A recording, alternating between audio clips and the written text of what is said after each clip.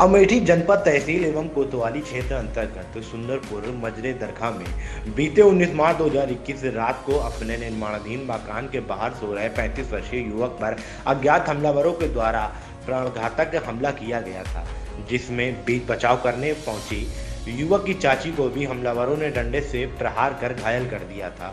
वहीं पर युवक कृष्णदेव ओझा गंभीर स्थिति में जिला अस्पताल ले गए, जहां से डॉक्टरों ने तत्काल ट्रॉमा सेंटर लखनऊ के लिए रेफर कर दिया।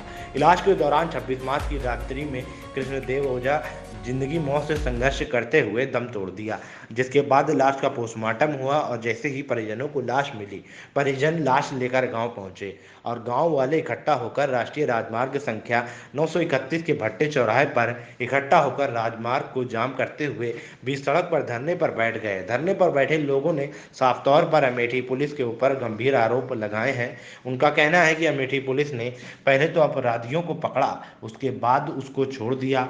वहीं पर परिजनों ने इस घटना में अमेठी एडीएम के ड्राइवर की संलिप्तता बताई है, जिस पर परिजनों ने तत्काल प्रभाव से एडीएम के ड्राइवर को बर्खास्त करने की मांग की है। आपको बता दें कि एडीएम अमेठी का ड्राइवर विजयपाल यादव भी उसी गांव का रहने वाला है।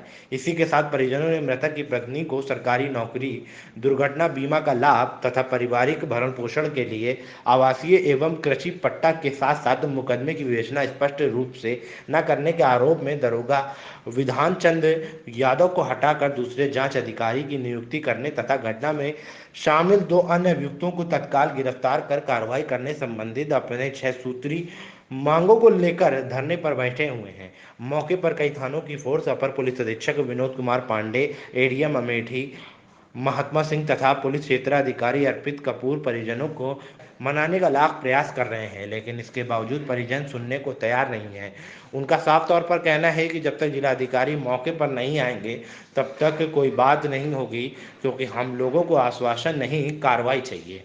क्या नाम है आपका? आपने हम सौम्य मिश्रा और सिर्फ एक समाज सेवक की हैसियत से आए हैं। सर, जिसके साथ जो भी हुआ है वो गलत हुआ है और हमें आश्वासन नहीं चाहिए। प्रशासन आज तक हमें आश्वासन नहीं दे रहा है, हमें आश्वासन नहीं लेना चाहिए। क्या मांगे हैं? हमारी मांगे हैं इसकी पत्नी को सरकारी नौकरी दी जाए, इसके बच्चों का भरण पोषण किया जाए और सबसे बड़ी बात, मुलजिमों को फांसी की सजा दी जाए।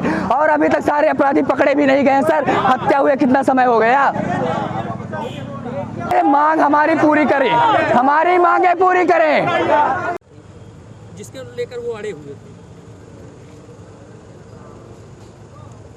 जनता में इस बात का आक्रोश था कि जो मुलजिम हैं वो दबंग किस्म के लोग हैं।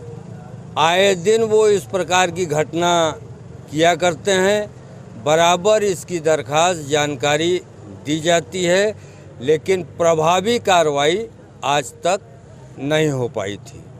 दूसरा, लोगों में जो अविश्वास है वो ये है, वादी के परिवार के लोग एडीएम साहब की गाड़ी चलाते हैं, एडीएम साहब का वो ड्राइवर है। लोगों के दिल में ये भ्रम, अविश्वास या कहीं ना कहीं उनके दिल में एक कॉर्नर पे इस तरीके की भावनाएं हैं कि उसके द्वारा किए गए कृत्य एडीएम साहब के द्वारा निष्प्रभावी कर दिए जाते हैं। देखिए, घटना ही पहले घटी थी, आप सभी को पता है। इस संबंध में उनका इलाज इंजर्ड का चल रहा था लखनऊ ट्रॉमा सेंटर में, जहां उनकी रात्रि में डेथ हो गई। तो वहाँ से डेड बॉडी लोग आ रहे थे। यहाँ पे रोड पे उन्होंने जाम लगाया हुआ था और उनकी डिमांड थी कि घर पे सुरक्षा दी जाए, लाइसेंस दिया जाए।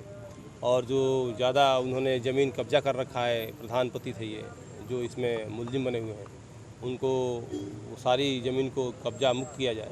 तो ये आश्वासन एडीएम साहब ने दिया हुआ है और लाइसेंस की डिमांड की गई है।